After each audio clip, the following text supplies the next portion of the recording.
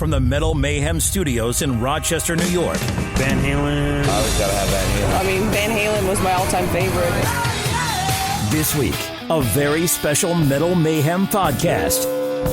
Brought to you by the letters V and H. As Vernomatic and Metal Forever Mark sit down with Greg Renoff, author of 2 definitive Van Halen books, Ted Templeman, A Platinum Producer's Life and Music, and Van Halen Rising, How a Southern California Backyard Party Band Saved Heavy Metal. They talk in-studio history of Van Halen, hidden Van Halen stories, and more. And now, here are your hosts, John the Vernomatic Verno and Metal Forever Mark.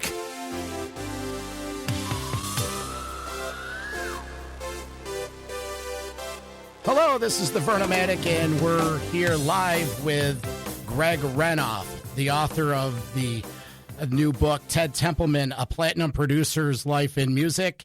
He's the co-author of this book, and he's also the author of the now famous Van Halen Rising, How a Southern California Backyard Party Band Saved Heavy Metal. Greg, welcome to Metal Mayhem. Hey, thank you guys for having me on. I'm looking forward to the convo. Of course. Tonight, there's a lot of topics we could go, a lot of different roads. We could talk Van Halen for hours, but we're going to condense this into a little bit of the history of Ted Templeman, how you got to know him, and get to the point of doing a co-author book with him.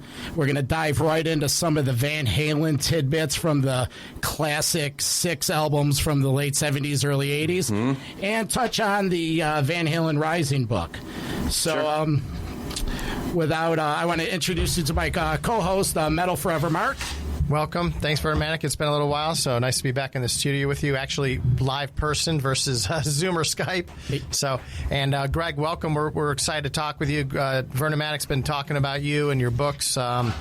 I don't know, last couple of months, pretty much full on. He's a huge Van Halen fan, as you know by now. And so even though, we can have that debate whether or not Van Halen's metal or not, but we'll say that for later. According to the Van Halen Rising, they saved heavy metal. They did, right. It's right in the intro. So, Ted, why don't you get us up to speed on the history of you and Ted Templeman, a little bio on Ted's history, and we'll get right into the Van Halen nuggets.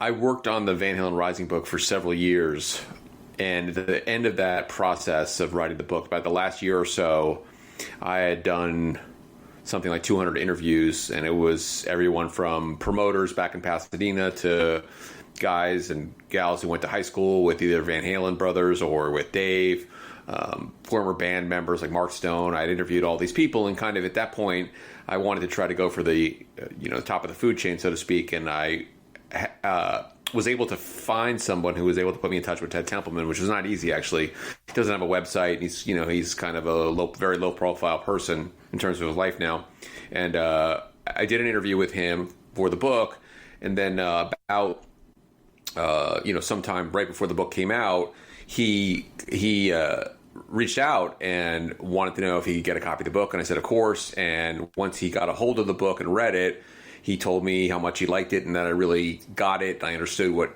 his perspective was, and I really expressed what he was trying to get across about Van Halen well in the book. And so I was really flattered by that, obviously. And what ended up happening after that was I told a friend of mine, a guy who actually lives in Los Angeles and had seen Van Halen in the clubs and was kind of one of the people that really, from the very beginning, his name's Mike Kelly, had really encouraged me to go forward with this Van Halen book idea. And he said, why don't you ask Ted to come out to the book signing in Pasadena? And I was like, I could never do that. And he goes, why not? And I said, well, I don't know. I mean, it's Ted Templeman. He goes, well, he just could say no. And I was like, okay. And I asked, and he said, yeah, I'll come out and I'll sign books.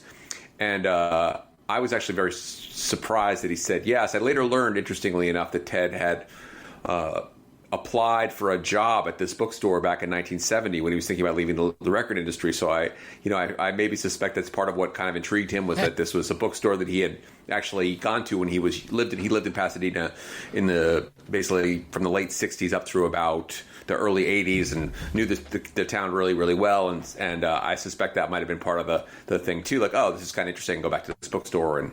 And so he did the book signing, and I got to know Ted after that. We started talking more in email and phone calls, and because I had never really, I had like 2 phone conversations with him, 10 or 12 emails, and then I met him in person. So I didn't really, know him. And we started talking after that, after we spent some time together at Vroman's, at the table signing books, and we talked a little bit afterwards. And, eventually I pitched the idea to him of doing a book, and that's how it kind of started. From the start, was the Templeman book, was the end result what you started? Well, no. I mean, I also say I had to convince Ted to do the book. I mean, I want to, it wasn't as if Ted was was like, oh, finally someone's going to write a book about me. Actually, he was very reticent and kind of hesitant to do the book, and I had to sort of talk him into it. I just basically had to give him a vision for what I wanted for the book, and it was definitely a process in doing it. I think to be honest with you, he's not a person who enjoys the spotlight. I mean, one of the things he talked about in the book over and over again, and I may have put it in a couple of times, but I should say in the interviews, we talked about this over and over again when I interviewed him for the book, was this idea that, he sees himself as a lighting man. He sees himself as a director, someone who, he wants the people on the record or in front of the camera, so to speak, to get the credit, the people on stage. He wants, it's about the artists, it's about the performers. And so he was not super immediately comfortable with the idea of doing a biography about him. And so I had to kind of work up to this book, you've had an interesting life. I mean, he's not unaware of that, but I think, I was like, people will be interested, I think. And I think it's an amazing story when I really started hearing about his life. And so, then we started working through that. So to answer the second question about whether it's how it started is how it finished, I don't think that Ted envisioned it exactly the way it came out, meaning that I'm not sure he thought it was going to be basically like Ted's perspective all the way through. I think he thought of it more initially as like a music history with Ted being a central player, and rather than basically being a story driven by Ted, which is really, the only way as I work through it to kind of make it, I think, come to life and do justice to the story. So, it was just it's like any other creative process. It's, you can start in one place and go, oh, it's going to be exactly like this. But after you work through something, whether it's putting on a play or writing a song or whatever it is, it evolves. And so that sort of evolved more into sort of a straightforward bio of him. Let's pick it up in 71. And Ted's, at this point, he's working for Warner Brothers, and he started, what was his first job? He was the tape proofer. Tape listener, yeah. Yeah, and one of the first bands he discovered, if you will, was the Doobie Brothers. Yeah, so Ted's first job for Warner Brothers was, as you said, a tape listener, and that was it's somebody who was paid a very, very minimal salary. I think he said he was making like $50 a week to just listen to tapes, just like it sounds like. You're just supposed to be a person who has good ears, and your job is to sit and play tape after tape after tape after tape and listen, and then basically try to separate the quality from the trash, basically. And that was his job. And he ended up getting a demo tape sent to him from up north, I think from San Jose. It was sent down, and it was a 4 or 5 song demo from this band called the Doobie Brothers. And Ted heard it and really was knocked out by a couple of the songs on the tape, and really particularly liked the harmonies. He was a guy who liked a lot of the 60s harmony stuff, like Moby Grape. Ted was in a band called Harper's Bazaar, did a lot of harmonies, and he really liked the 2-part harmony that Pat Simmons and Tom Johnson did on this demo, and liked some of the songs. And so he brought it to his superiors and said, hey, look, I think this band is something going on. And he went up north with a couple of Warner Brothers executives, got to see the Doobies in a biker bar, and Warner Brothers signed the band. And so when Ted had brought the tape, obviously he got some cred for that and was actually given the opportunity to co-produce. And that was one of the things that Ted really wanted to do. And people at Warner Brothers knew that. And so they said, okay, you know what, you found this tape, you found this band, we'll give you a shot at kind of going and working in the studio with the band. And I should say Ted had been a musician, a working musician, and made some records for Warner Brothers. So he'd already done the studio sessions as a musician. This was his chance to get on the other side of the glass behind the board and now work with a band. Now, with the Doobie Brothers, here's a funny little tidbit. This spring, I did a 3-part series about a local record store, and Paul Curcio, yep, Paul Curcio was originally from up here in Rochester, New York, and he came full circle and opened a recording studio in Rochester and ended up doing the first Metallica album here in town.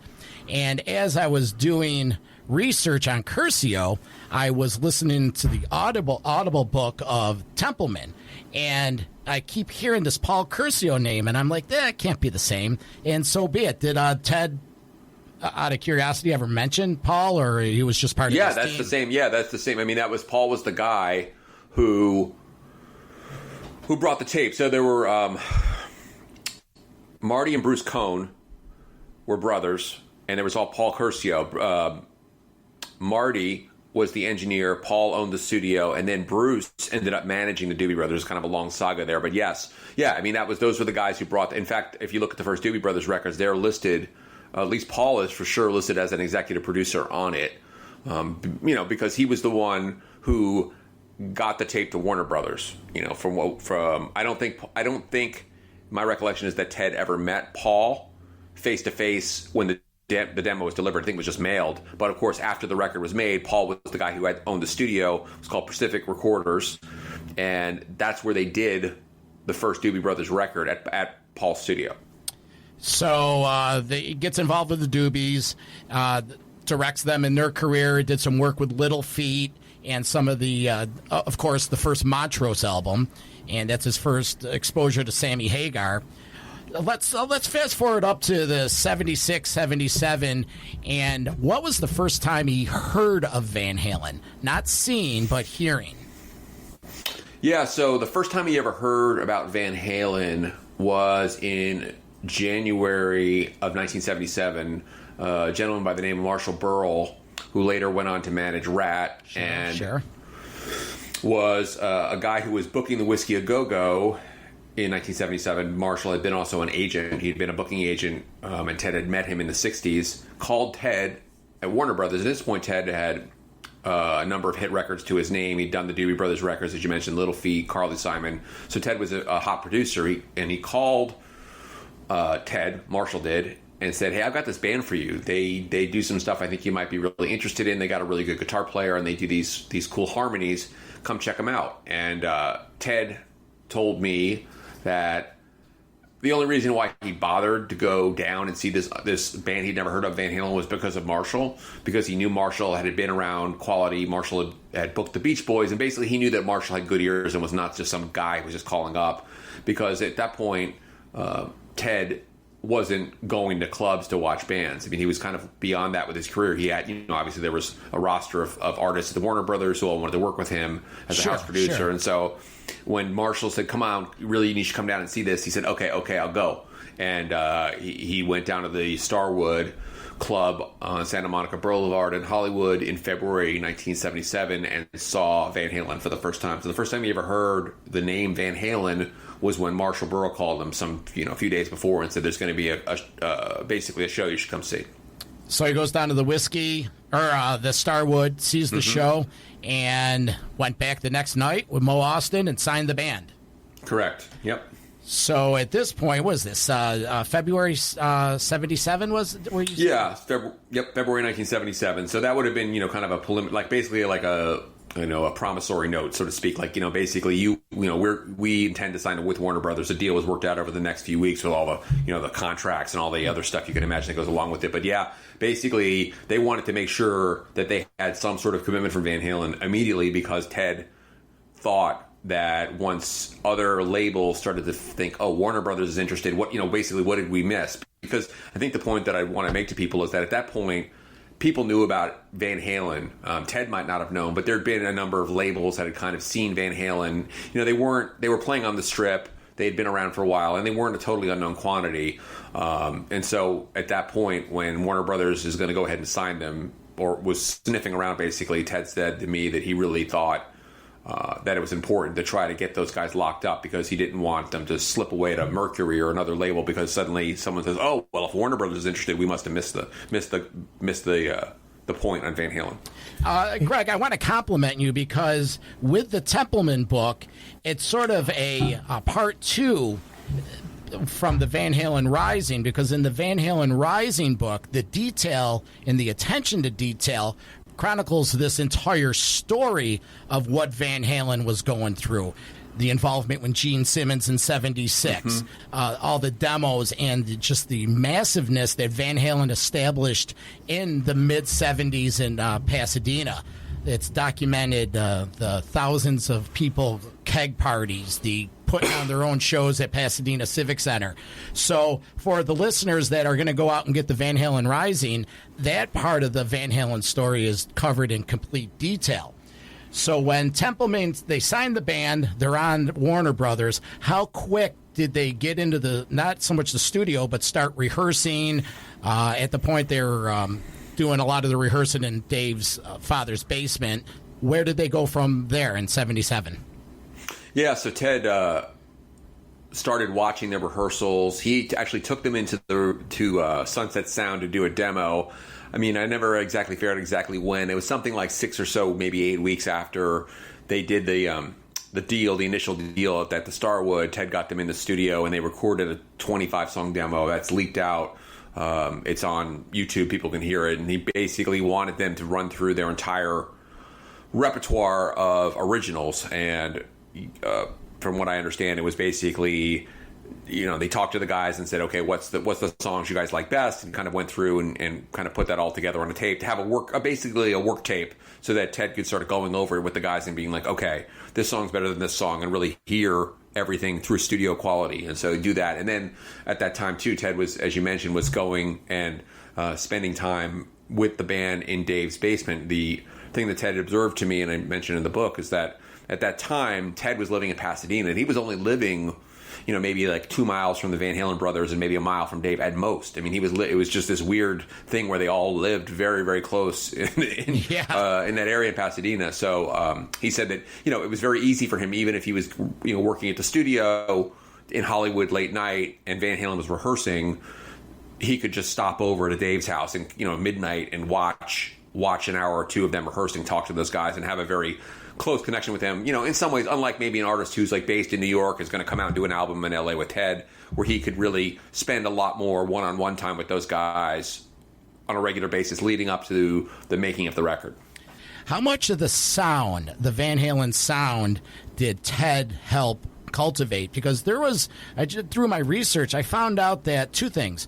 One, Ed Van Halen really didn't start doing a lot of the hammer-ons and pull-offs up until maybe a year before the Van Halen 1 sessions in the studio. And David Lee Roth never really had that howl that Ted really liked. I think Ted was, how would I put it?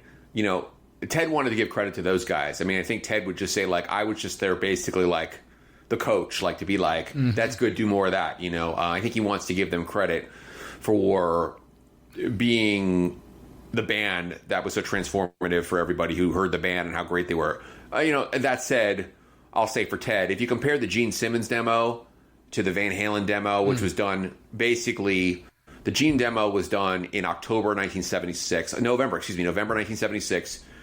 And then Ted, again, was in the studio with them, maybe March, maybe April, to do the demo. And then when you listen to the first album, which was recorded, approximately 8 months after the Gene demo, I mean, I think you can really hear the difference in so many ways. Basically, how the songs are constructed and how the guitar was put down. I mean, I think one of the things that was really telling about Ted's impact is if you listen to the way that Ted really wanted to showcase just the Ed Van Halen guitar, a lot of times just one guitar track.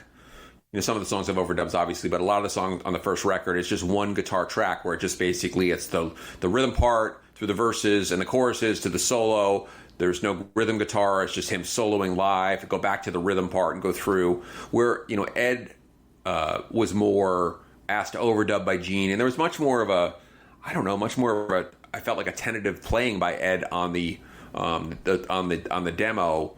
Whereas I think, give Ted credit for really letting Ed loose, like basically encouraging Ed to do things like, do Eruption and put it on the record. Something that Ed was like, well, what do you mean you want to put that on the record? And he's like, we're putting this on the record, basically showcasing the greatness of Ed Van Halen and saying, this is what the band's about, in part, this great guitar playing, rather than sort of, I don't know, I think Gene was more controlled in what he tried to do with the songs. Maybe made them sound much more traditional 70s hard rock, whereas Ted, I felt like, really tried to take them into a leap forward. And I always say this, and with all respect to Gene, and in all seriousness, is that Gene only had a few weeks with those. I mean, 2 weeks with those guys, where Ted had a lot more time to kind of mull it over. So, you got to I think cut Gene a little bit of slack, where he didn't know those guys all that well. Basically, he was in the studio with them within like hours.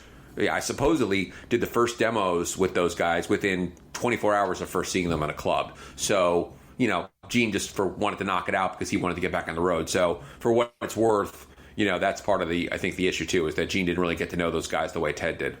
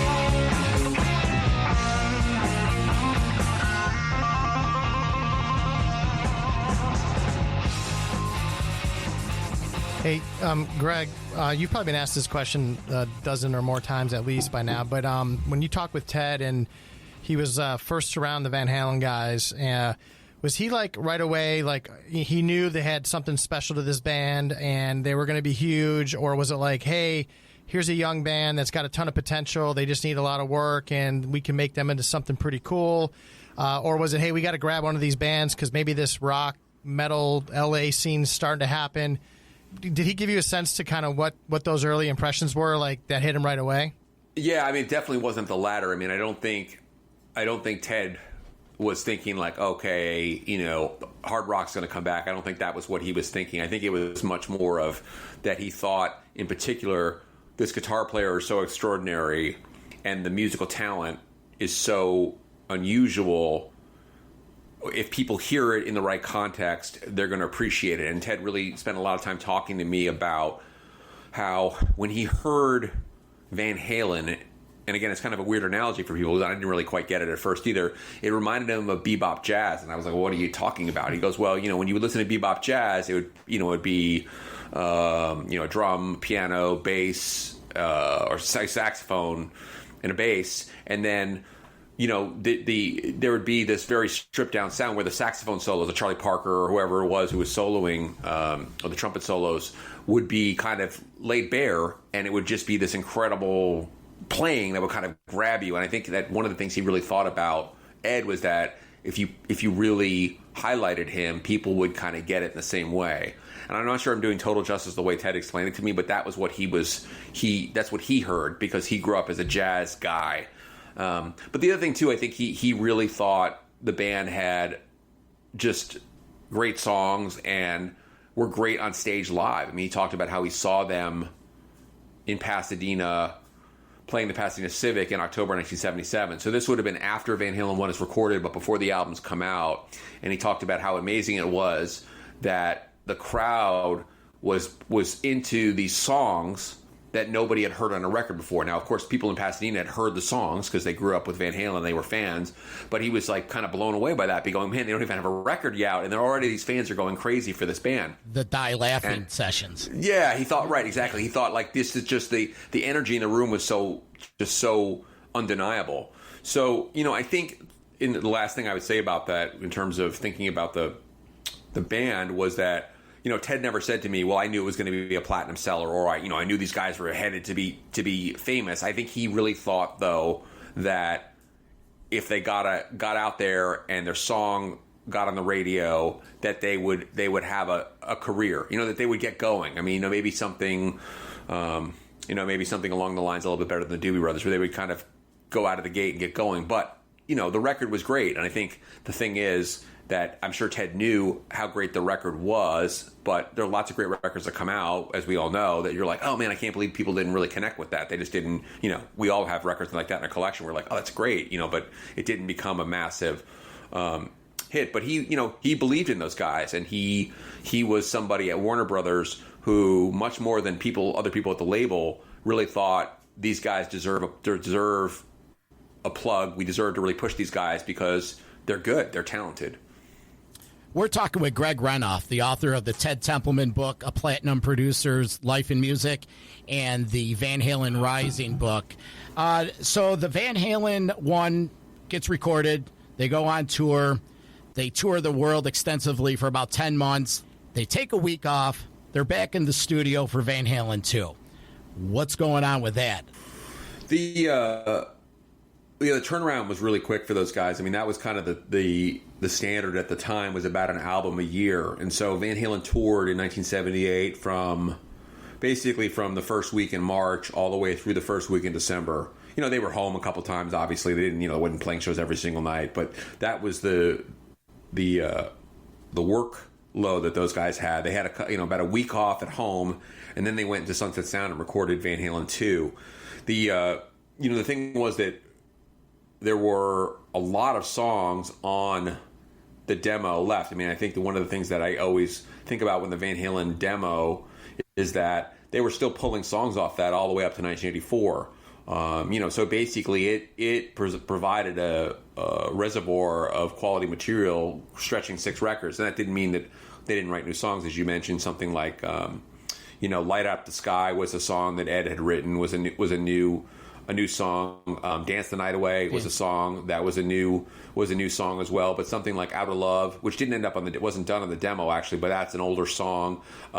Somebody Get Me a Doctor was an older song, meaning that it predated the first Van Halen record. DOA. So there was kind of a mixture of these originals that the band had written before they signed with Warner Brothers, all the way up through some newer tunes that they had written on the road or put together subsequently, or rework songs. Beautiful Girls, coming back from what was that?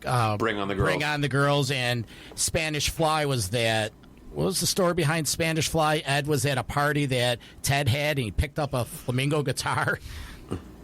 Yeah, if people go on my Twitter, I have a picture of that guitar on my Twitter. It's kind of it was really kind of cool. I was at one of the first times I got to interview Ted. I went to his house, and it was like this guitar was sitting in the corner, and I was like, huh. I was like, hey, that's a cool Spanish guitar. He goes, oh yeah, that's the one that Ed played. That's the one that Ed played. So Ted had bought a couple of guitars in Europe on his on a trip he took to Europe in the early '60s, and it was sitting leaning on the couch at Ted's house, and this would have been New Year's Eve of 1978 to '79, and Ted asked Ed to play it, and he goes, can you play those hammer-ons, the tapping, on acoustic too? And he goes, yeah, like, why not? And he did it, and Ted said he was just like, fuck, he's like, this guy, it's just incredible, it's just amazing. And he's like, we're going to do this, we're going to do the acoustic, we'll do an acoustic solo for you on the next record, and they did that. So, that was at Ted's house. It was weird. And, I picked it up and held the guitar, and one of the strings is broken, and Ted said to me, he goes, That's probably the same set of strings. It's like, I never, because it was just like something he just kept around the house. He didn't play it, right? It just like was like a thing. He just kept around. It's like, that's probably the same set of strings. So I like touched them to have a little bit of the Ed Van Halen mojo, and then like didn't touch it anymore. I don't want to, you don't want to break another string or something like that. So I didn't play it, but it was cool. So back in the day, Van Halen was recording these albums in, a week, 10 days, 14 days. They go on tour. They tour the world again. Now, fast forward. Now it's the turn of the decade, 1980, Women and Children First. First album with all originals, except for Digging in the Past In a Simple Rhyme. Was there anything else on that album that had roots from the demo days? Yeah, the Fools. I mean, Fools was something that's interesting. Fools was something that dated way back to, and Take Your Whiskey Home. They dated back to like 1974. Those were songs that, interestingly enough, I think they'd almost abandoned them as part of their repertoire by 1977, and for whatever reason, decided to revisit them. And they were done for Women and Children First. And again, that was the same deal. It was, a quick turnaround. They toured for almost all of into October 1979. They came back and then did Women and Children First. And this is also the first album where Ed Van Halen plays keyboards. There's a electric piano on Cradle of Rock, which is kind of a little hard to hear. People who listen in headphones, it. But if you just hear it in the car, on the stereo, driving around or whatever, you may not be able to hear it too clearly. But yeah, there's electric piano on there. Now, when they did that live, obviously Mike Anthony did the keyboards, so that was sort of interesting. So the band tours the world, Women and Children First, and it was at the end of the Women and Children First tour where Eddie meets Valerie down in Louisiana. And in my opinion, and maybe you'll agree with me, but the dynamics of the band started changing. It's the 80s, things are a little different. Ed's growing up a little bit. The Fair Warning album's on the horizon. What did Ted have to say about any of this, or what's your interpretation? Well, I mean, I think the thing that Ted always talked about was with Valerie was that he thought it was kind of messed up that some of the guys in the band were not, what would I say, enthusiastic about the fact that this guy had fallen in love with a woman and wanted to marry her. And, Ted actually was kind of, to be honest with you, pissed off about that some of the guys in the band, Alex and Dave particularly, from what I understand, were kind of like, just kind of, maybe trying to get Ed to sort of think about it, don't jump into this thing. And, I'm not saying that Ted felt like he should tell Ed, marry her tomorrow or anything like that, but that, basically that somebody would suggest that, hey, the band is more important than maybe, your life partner, that type of thing, where, I think Ted took that to be kind of,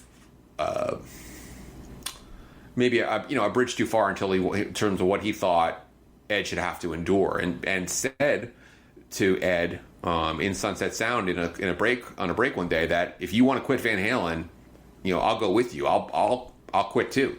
These guys, this isn't right. Basically, that some of the guys are, trying to pressure you to basically break it off with Valerie. And, again, I don't want to put words in anybody's mouth. Mm-hmm. I wasn't there.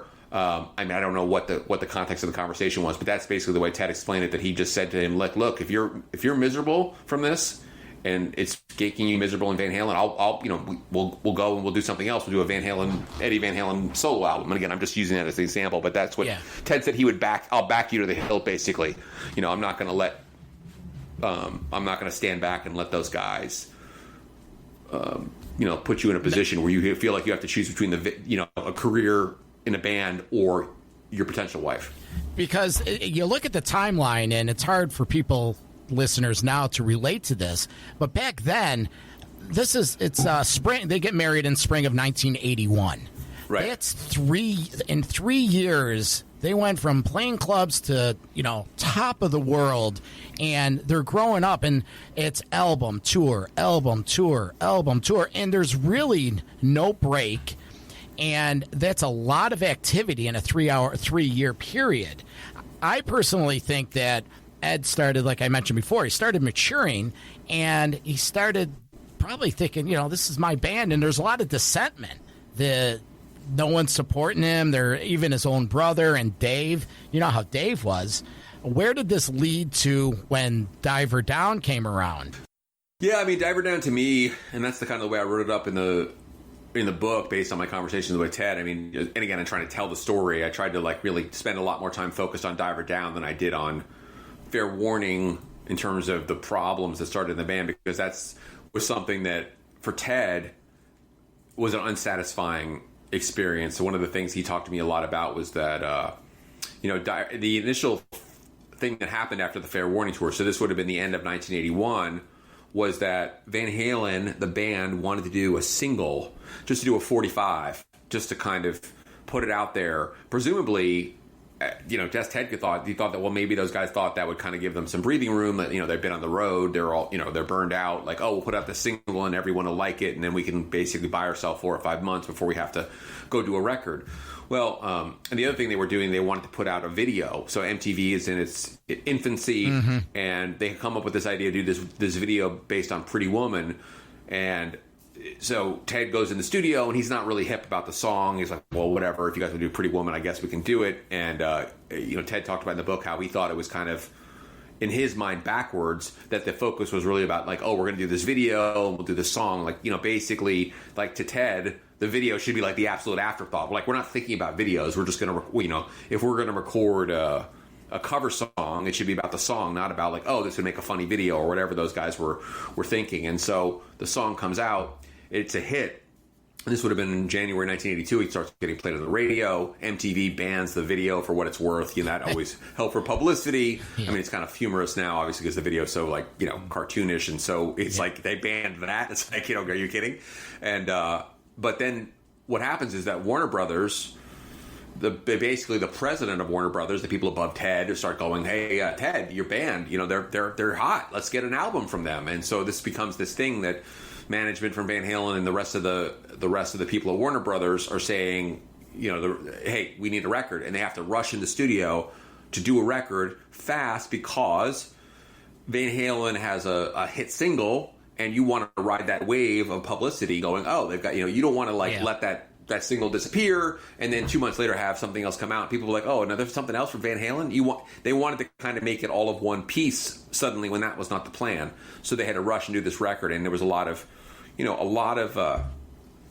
I would say a lot of complications in that process, and also a lot of compromises that were made that were dissatisfying to Ted in some ways, or getting more to the point, probably dissatisfying to Ed, where Ed maybe didn't express that really clearly to Ted, didn't say, I don't like this idea, or I don't want to do this, probably because Ed understood they were just trying to finish the record at the time. It wasn't like you could be like, well, let's stop the presses here and spend 3 weeks trying to fix this. It was, they had to literally do it as fast as possible. That was basically the way Ted described it. It had to be done, at an insane pace to get it out there. If they had such a huge back catalog of go-to undeveloped songs that ended up coming later on, The House of Pains and whatnot, how come they didn't put some of those on there? Well, I presume there's a couple things going on. Number one, with Dancing in the Street, the Martha and the Vandellas song, that I know was by design to try to put a hit single on the Diver Down record. Meaning, when the Diver Down record appeared in record stores in April or whenever, I think April it came out, Pretty Woman had already run its course, or would have already run its course. So usually when a record comes out, there's the lead single, and of course, a week later, the actual 33 1/3 record was in the store. Well, Pretty Woman had been out for 3-4 months already, so they wanted a second, or Ted particularly would have wanted another song in there that you can go to radio and go, here's another Van Halen single. And that's one of the reasons why Dancing in the Street, which was really, meant to be kind of a radio friendly song.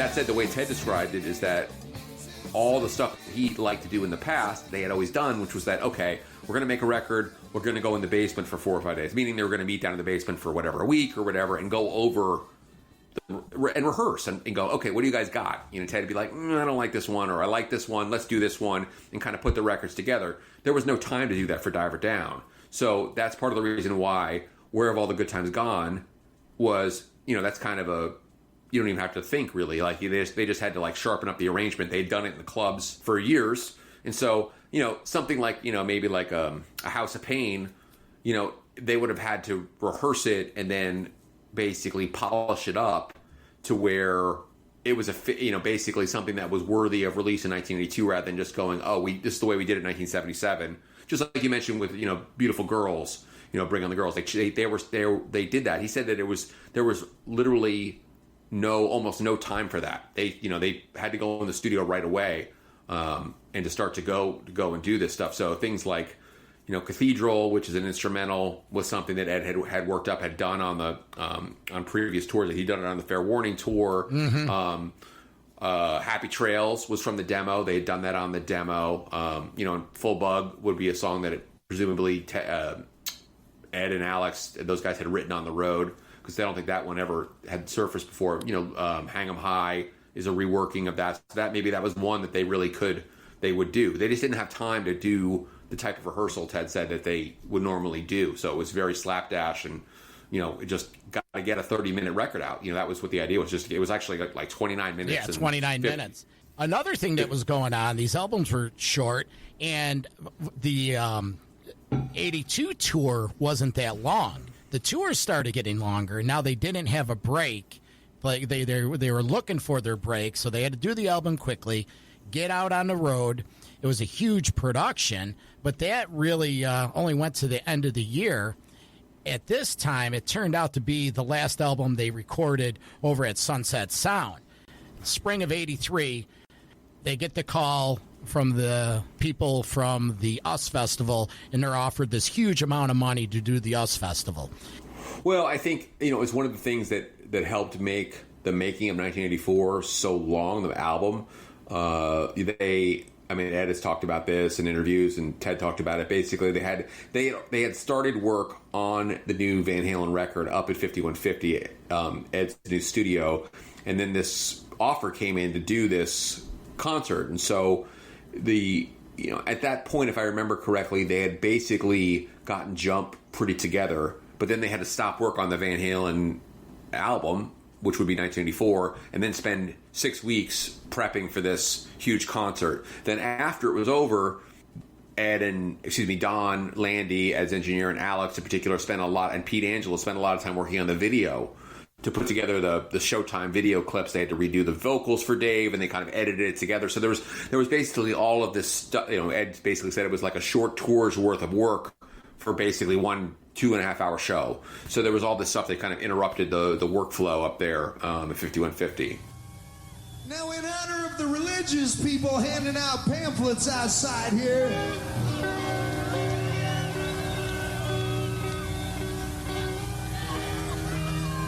is there anybody stoned here this evening? I think.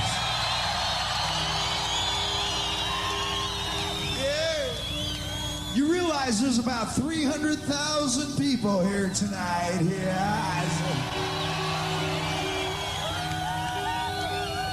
And we all came to celebrate sex, drugs, and rock and roll.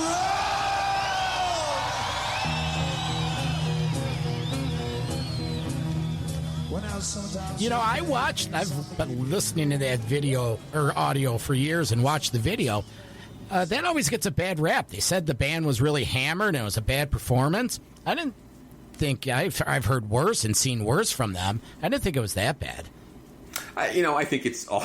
I think in the light of what it was, I mean, you can imagine it was like a weekend-long party. I mean, I think it was like, to me, I really like that show because I always imagine that's like it was like the biggest backyard party they ever played. They were, playing to a Southern California crowd outdoors in the summertime, and it was kind of like a giant party. So I always take it in that spirit, and it was a massively successful event for Van Halen. I know the promoter lost money and all that other stuff, but without a doubt, it was a triumphant performance for those guys to be the highest paid artist in Southern California at a show that has quarter of a million people there. It was a huge landmark for them and one of the greatest performances of their career. And to educate my co-host over here, I think they did headline Heavy Metal Day. Yeah, that's right. Not New Wave Day. Yeah. Not New Wave Day. Your boys Judas Priest was on the bill. Triumph, Ozzy, Motley Crue. I think Quiet Riot. Yep. Scorpions. Yep. And so they do the US Festival. They get locked in 5150. And at this point, Don Landee, the longtime engineer, and Ed really start bonding. And in the book, the Ted Templeman book, he mentions that there was a point where he felt, I don't want to speak for him myself, but the impression I got that he felt the bond sort of slipping away. Is that correct? Yeah, I think that's fair to say. I think, Ted, in working with him on the book, really wanted to emphasize how important Don Landee was to his career. In all sincerity, not like I just want to pile on the compliments on this guy because he's a friend of mine. He really talked about it every time we talked. He's mentioned it. I'm not exaggerating. I mean, pretty much every time we had a conversation over 30 minutes, he'd talk about, Don, it was amazing what Don could do. Don did all the stuff that made the record sound so good. And so, I think it was a situation where Ed and Don got on sort of the same wavelength in a way that maybe hadn't happened before. I mean, Don had always been a guy, according to Ted, who bonded with guitar players. So Lowell George of Little Feat, Ronnie Montrose, go down the list there. Ted always talked about that was one of the reasons of what made Don such a great engineer for rock music, particularly guitar-driven rock music, was that he just had this way of getting on the same mindset as the guitar players. And Don and Ed became buddies, in part because I understand that Don was the point person for building the studio in Ed's backyard. Don was the guy who wired it. Don wasn't the only guy who worked on it, but he was really, Ed's eyes and ears, so to speak, in terms of here's what we're doing, here's what we're going to do, this way should we do this, and kind of walked him through that stuff. So they had spent a lot of time together, and I think part of it was just this issue of Dave and Ted tended to agree more on things as well. And so you can imagine that when the tension is rising between Dave and Ed and increasing, Ted and Dave probably got lumped in together as kind of basically a pair that was trying to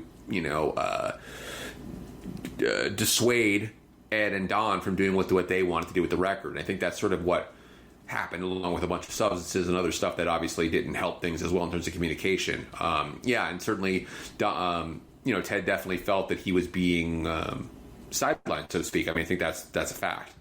A part of the whole correlation between the Diver Down sessions, Ed wasn't really happy with the direction it went, and now he has the ability to record at his house. And the structure of Sunset Studios wasn't there. And there was points in the book where Ted was talking about he'd show up and either he wasn't, he didn't get in there, or Don and Ed were there all night. Just the structure wasn't going on there. And Eddie really stood behind Jump. And Dave wasn't into it, and Ted liked the song, the impression I got, but he was a little worried about the direction and the interpretation that was putting out there. And at this point, Eddie, I felt, was growing a pair. Finally, he's like, hey, this band's my name, and I want to, in the direction it was going. Elaborate a little bit on the whole Jump thing, because after the fact, it really is, if it's going to be pop, it's a fantastic pop song. Yeah, I mean, I think you're pretty on target. I think a lot of people have missed the point. Didn't read the book closely or kind of missed the point. It's like, Ted talked about how he thought it was a good song and thought it was a great song and thought it was super cool, but didn't think it was a great song for Van Halen. Mm-hmm. And that was what he was worried about. As the producer, he was trying to think about the reception. And look, I think, in fairness to Ted, I know personally there are lots of people who heard Jump and were like, I hate, what the happened to my band? Like, basically, were really turned off by it. But on the other hand, Ed was right insofar as this is the music he liked, and it made Van Halen 3 times as big as they were. And Ted recognizes both of those things are true. That for Ted, he was worried that it was going to be one of these career steps that you're like, what were they thinking? Like, this is like, I think we could point to a lot of bands where they push something in a direction that the fan base doesn't like, and it alienates fans. And so I think that Ted thought that. The other thing I want to emphasize to you guys is that Ted told me, and I think if we think about it, I think he's making a good point, even if we can understand that Jump's a great song. He's like, look, you had this incredible band with this amazing lyricist, this frontman who was the best at what he did. He was one of the best creative persons I've ever seen in a studio, David Lee Roth. And you have this guitar player who is unlike any other guitar player. He's like, he's like the Mickey Mantle of guitar players. He's the Michael Jordan of guitar players. Use whatever analogy you want. And he's like, then you're going to say, stop doing what you're, basically, don't do what you're best at anymore. Do something you're just okay at, meaning keyboards. Basically, Ted's point was that when Eddie Van Halen played the guitar, you immediately knew it was him. He's like a Hendrix. And then you're going to have him play keyboards, and you're like, well, okay, you can play keyboards, and you're good at playing keyboards, but there's nothing special about how you play keyboards. And that's kind of what Ted was getting at, too. It's like, why would we dilute... you wouldn't tell Jimi Hendrix to sit down and play the drums. That's what Ted would kind of say. It's like, Jimmy can play the drums. He's good at playing drums, but it's Jimi Hendrix. It's like, you don't want to do anything that takes the guitar out of Jimi Hendrix's hand. And I think that's what Ted was trying to get at, too. And it was definitely something that Ted will go to great pains to say, look, we went ahead and did the song. I didn't veto the song. I didn't. I said, let's do the song. You like it? Let's do it. I'm not sure it's a good idea, but let's do it. So I think Ted wants to give himself, I think, fair credit for that, to say, it wasn't as if I was like stopping Eddie Van Halen from being creative at what he wanted to do. He's like, I just had an opinion that differed. I differed about the appropriateness of making this song central to 1984. But, as history shows, that's the way he was going. There was no stopping that trend. Ed was more and more keyboards, and it was more and more ballady. I don't know what you guys all know what I'm talking about. That's sort of like that more pop-driven material. That's the way Ed was going, and so that's the saga of Jump. But I think definitely it was a landmark in a lot of ways. It definitely was something that was a landmark recording for the band, but also it laid bare. Roth wasn't crazy about Jump. Ted wasn't crazy about Jump in terms of for Van Halen, and it just sort of laid bare that difference of opinion about Van Halen's direction. Well, the star of that song, and Ted told the story in the book, is Roth. The lyrics and the interpretation that tell the story, Greg. Tell the story. Yeah, I think Ted will talk a lot about the fact that, and he kind of educate me on this. I'd be like, Ed wrote this great song. And he's like, look, yes, Ed wrote the music. Ed wrote the musical parts of it. He's like, but you don't have a song without a melody and without lyrics. Like, he'd say that to me all the time, and I was like, oh yeah, you got a point. He's like, we're not doing an instrumental record. So he basically talked about how once Dave came up with this idea of a lyrical concept of Jump as this kind of anthem about, hey, going for it and kind of taking a chance, and basically being able to have this message in the song that he thought everyone could relate to, while also having this sort of pop idea of this, like, one word you can chant Jump, and everyone can kind of like get behind. He said that was just brilliant. And so, to him, that's the other thing that I think Ted was kind of bittersweet about, was that, even though there was this conflict between those guys about the direction of the band, Ed and Dave were still able to work together and make this #1 hit. They were able to kind of like write this great lyric that everyone could sing along to, and Ed came up with all these amazing parts and the catchy riff and the solo and the whole thing. I mean, that's what I think. That's one of the things that Ted is like. It was amazing to go from this thing when I was like, nah, it's cool, whatever, to when it was finished, meaning the lyrics, the melody, all the pieces were together. I think for Ted, when the lyrics were there and the melody, the whole piece was put together with Dave and Ed's parts together, he said, this is amazing. This is amazing. He said it might ruin Van Halen. And he said, actually, said that in the book. I think, like, I'm afraid it was going to be the end of Van Halen in terms of their direction, as basically their direction. If people really hate it, they don't accept it. But he's like, he thought it was a cool song. And I think that's one thing that I think it's easy for people to misunderstand what Ted was trying to say. Like, you can appreciate a song and say, I don't think was appropriate for this group in that moment in time. And that was Ted's opinion in the summer of '83 before the record came out, obviously. Couple of quick clearing ups. Van Halen Rising. After you did the book, a couple things. Did any people reach out and comment on any of the stories or situations that you presented? What would you do differently? And would you do a revision or an add-on chapter or two? If you're talking about people in the band, no, like people that were there, like. Oh yeah, I got pictures. Yeah. There were people who, there was always people who kind of, I didn't know about or I couldn't reach. There were a couple of individuals who I kind of wanted to talk to, and they did whatever. They weren't available. I couldn't reach them, and I think that's kind of par for the course for this type of thing. Anyone who's done a book like this is like, those people are like, after the fact, they're like, I wish I had done it or something like that. But in terms of an add-on chapter or something like that, I mean, I think there were certainly I think a couple of areas of the book where I could do more. I mean, like, at the point where I there was so much stuff from the '78 tour. There were so many cool stories. I mean, I almost had to, kind of do the highlights of the best stories for the tour. Where there were plenty of things that ended up happening to those guys where they playing in arenas with Sabbath and sort of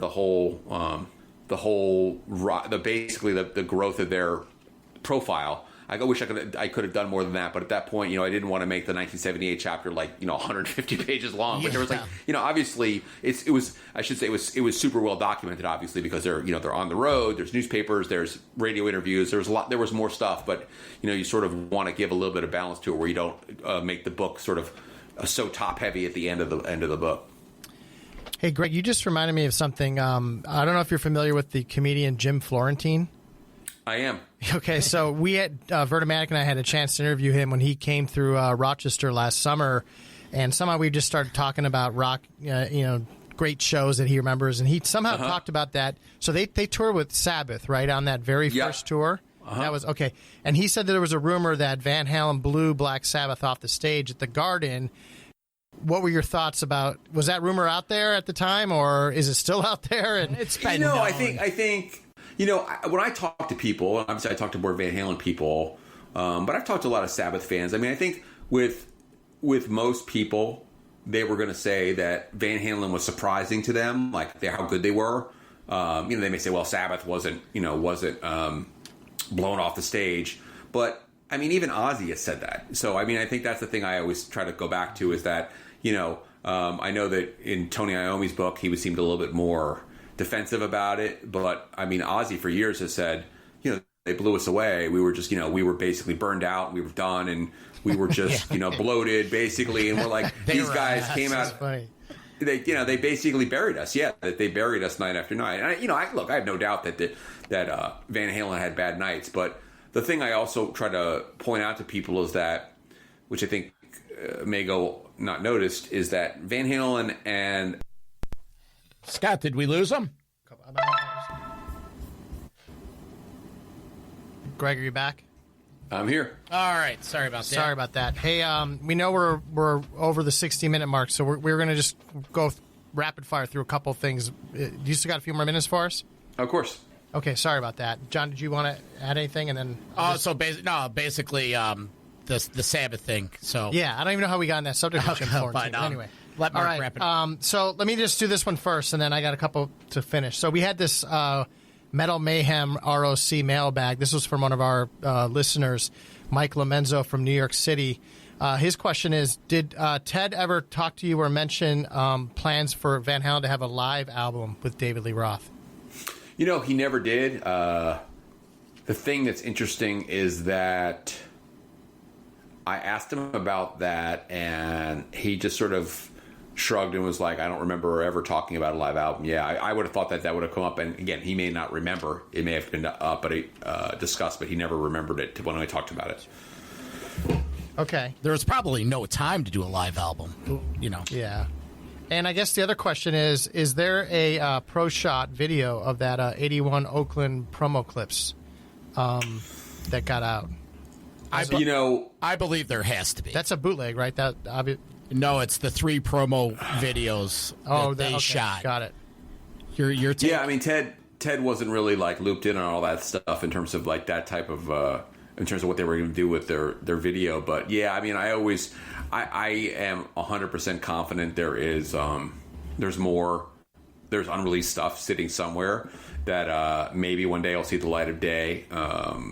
But yeah, you know, the thing is, I think Van Halen, if it's proven anything over the last couple of decades, is that they're not exactly into archival releases. So I wouldn't hold your breath. They're not into anything. The reason I think that there's the company line was they said they only filmed 3 songs, which is BS, because at the beginning of one of the clips, I saw the tour. They have the lit VH that came down during Ain't Talking About Love.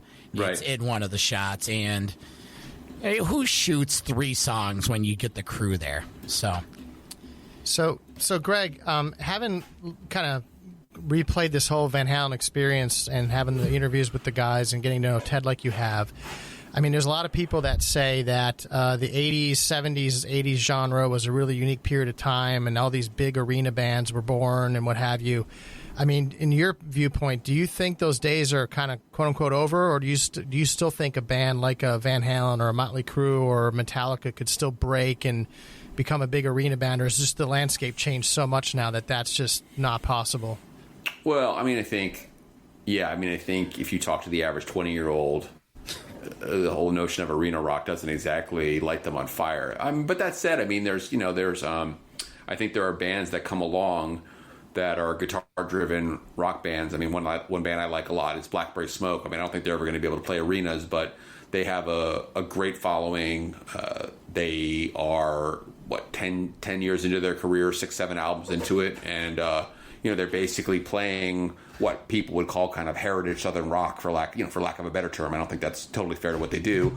So I think there's an audience you can cultivate. I know that they have plenty of younger fans, but yeah, I have trouble believing that 10 years from now there's going to be some sort of turn. But it's the thing about music is you never really can probably predict what's gonna take off and have a revival. But I don't see it coming. And by the way, Vernon Maddox wearing the Van Halen Rising T-shirt. I want to read this quote. Nice. It says on there how a Southern California party band saved heavy metal. Yeah. Yeah. That's basically the thesis of the book right there. That's the title. So tell me, where does that tagline come from? Because then we're a heavy metal podcast and we love metal, and everybody that loves metal loves Van Halen. So right. So this was actually this was actually really fun when the book came out, because I got a lot of hate from a lot of people who were saying Van Halen's not a heavy metal band and blah blah blah. And I would agree with that. Van Halen's not a heavy metal band. And I really went to great pains to try to explain in the book that if you look, for example, at a Cream magazine circa 1977, and they talk about heavy metal, it was like Heart and Kiss and Queen. Pat Benatar. I mean, right. That was what heavy metal was called. And that's the way... That's exactly Ted Nugent, exactly, and that's the way people at the time would have lumped a band like Van Halen, and they would have said that's a heavy metal. It's just more heavy metal. And so, what I was trying to say, and why I wrote the book, was that at the time Van Halen came out in '78, that type of music, whether it be Nugent, Kiss, Black Sabbath, Deep Purple, that type of Mountain, that type of music seemed to be declining. Disco, soft rock, punk rock, new wave seemed to be the genres that were really poised to get bigger or to stay big. Disco was huge, obviously. Soft rock, I mean, Linda Ronstadt, Eagles, all that stuff was big. Southern rock. And so this idea of Van Halen coming along and having a platinum record was shocking to a lot of people, actually. I mean, it was shocking to everyone at Warner Brothers, really, except Ted, who thought, these guys are talented. And so for me, I always see Van Halen as kind of a bridge between the late 70s and the early 80s stuff, where the Motley Crue, the Molly Dawkins, the Rats, they basically held the fort. And I talk about it in the book as well, and I think people miss this as well, as bands like AC/DC, Judas Priest, those bands were around. Scorpions were around, were making records in the late 70s, but none of their records were really big in 78. I mean, in other words, Van Halen's record did much better commercially. And so, I talk about it as in the book as pop metal. I mean, I'm not saying like, Van Halen is like Metallica. I'm saying it's at the time people were going to categorize a band like Van Halen, they were going to call them heavy metal. They were going to call, they were going to call Kiss heavy metal. They were going to, again, we go through the whole list of Queen, they were going to call Queen heavy metal. Bands that we'd be like, well, Queen's not a heavy metal band. At the time, that was the way they were categorized. So that's the way I kind of saw, Van Halen is kind of sticking out there in 78 as this band that nobody thought had a chance to do anything and to be super successful, having a song like You Really Got Me and Jamie's Crying played on the radio, which is, again, it's pop songs played with the flourishes of heavy metal, the guitar, pyrotechnics, the screams. And so that's the way I kind of saw it, rather than saying like, Van Halen is like Slayer. I mean, people were like, Van Halen is nothing like Slayer. And I'm like, I'm not saying that. That's not the argument of the book. I mean, Well, they get lumped in, all the bands you just mentioned, the Dokken, Rat, Motley Crue. I mean, and all those bands would all say that Van Halen, their success and popularity definitely helped all those other bands gain that LA glam rock metal scene. I mean, they're definitely lumped in a part of all of that. There's no question about it. So, there's no doubt. But I was going to ask, so in regards to you, Greg, your personal favorite, we have this segment called Mount Rushmore of, which would be, the Mount Rushmore of, bands and albums and things. Sure. Who's your Mount Rushmore of bands? Oh God! Okay, in that genre, well, you can. I guess we can just open to any bands you want to throw in there. But I'll do. So I would say, ultimately my Mount Rushmore of bands would be Van Halen, The Doors. The Doors, and I don't listen to The Doors a lot, but they were one of the first band I actually really got into. This would have been around 1980, and I would, I have such divergent taste. It's hard for me to put too much, but if I'm going to put them on Mount Rushmore, I know that's politically controversial now. I don't want to get too off track, right? But show segment becomes political for us. Exactly. It's super political. I'll put Sabbath and Zeppelin on there. I'll put the Doors, Van Halen, Sabbath, and Zeppelin on there, which I think, you give me the Sabbath catalog, I'm happy. But even some of the '80s stuff, you give me the Zeppelin catalog, I'm happy. So, yeah. So why? So were you already a fan of this rock music genre when you went to write Van Halen Rising, or was it just like a interesting project that came across your desk, or how would you describe? Oh yeah, I was a kid. I was a kid who saw Jump on MTV.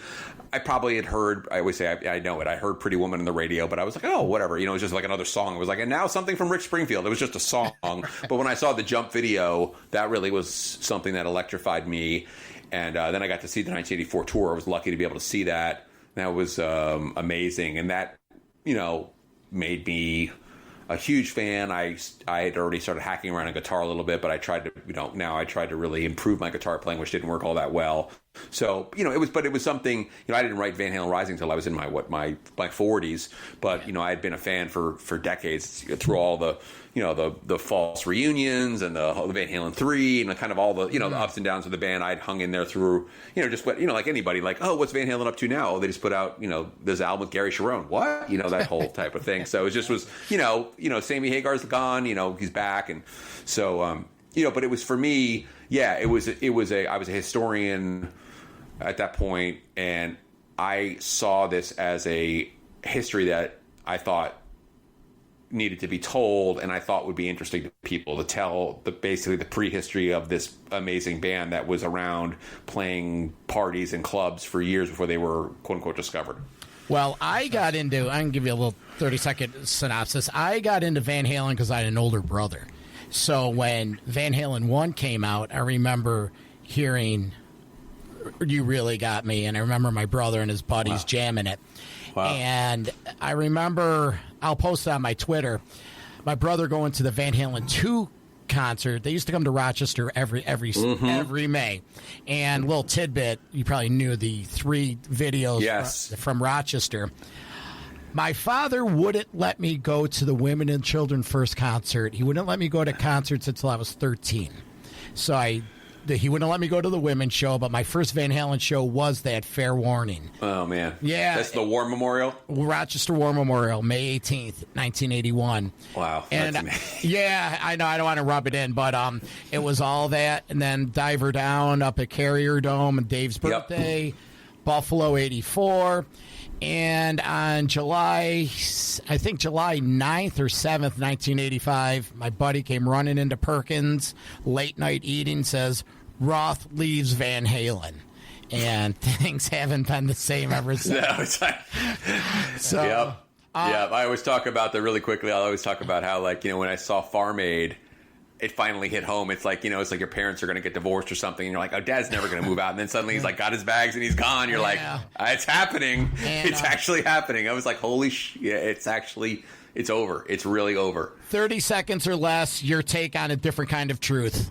I think considering how old those guys were and how long they had not been in a studio together, I think it's a really good, solid album. I think it holds up well with the original 6 albums. I mean, I don't think it's as good as, I'd rank it 7th, obviously, but I think especially I would give an enormous amount of cred to Roth's lyrics, which I thought were some of the best of his career. Fantastic. They're really, really clever. If you read them, you're like, wow, listen to the really, really clever.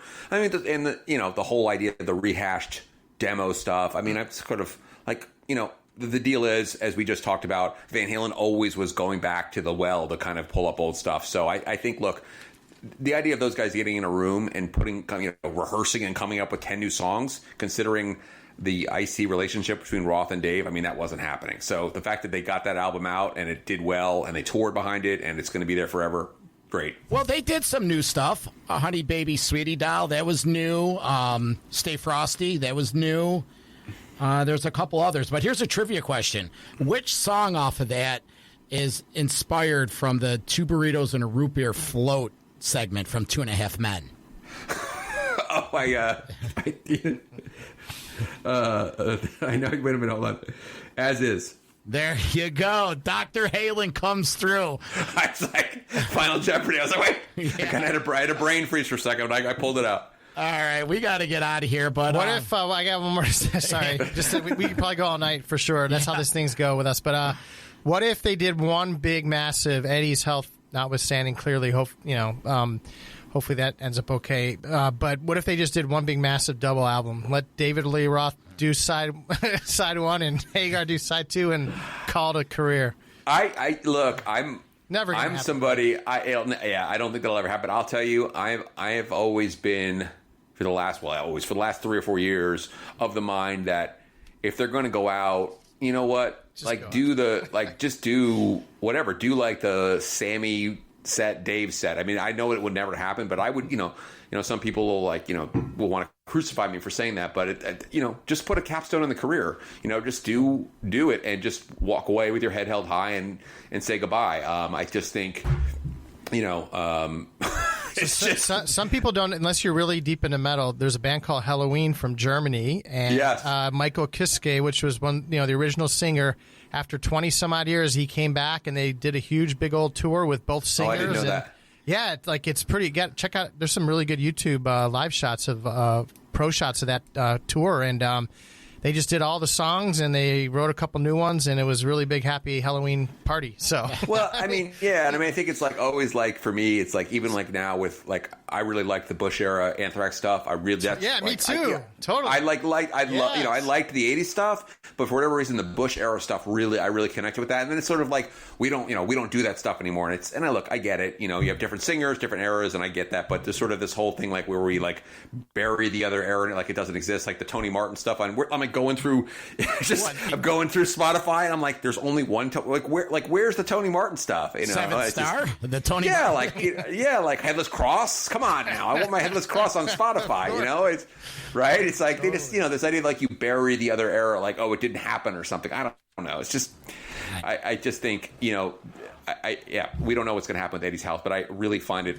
difficult to imagine Eddie and Alex agreeing to do like a 50-city tour next year with Roth or something like that. So just kind of put a capstone on it and say, hey, look, it was a great career. No one's going to begrudge them anything. They've done it all. They've been at the top, and it's just like what Zeppelin did. Like the one night, just do the one thing and say goodbye. Love it.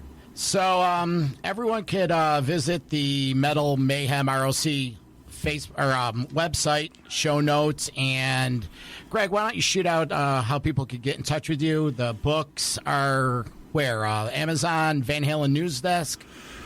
Yeah, Amazon has them. Van Halen News Desk, always Van Halen Store has them. If anyone wants a signed copy directly from me, you can go to templemanbook.com. And otherwise, follow me on Twitter at Greg Renoff. And I'd love to connect with people that way and talk. And yeah, it'd be great. Appreciate this very much, guys. It was a lot of fun, as always. All right. Well, thank you. Thank you. Crank Halen, and we'll talk to you on Twitter. Greg, great job with the books, by the way. You did a great job with an amazing band, so you did it a justice. So thank you so much. It is. I'm looking forward to the third one. Take care.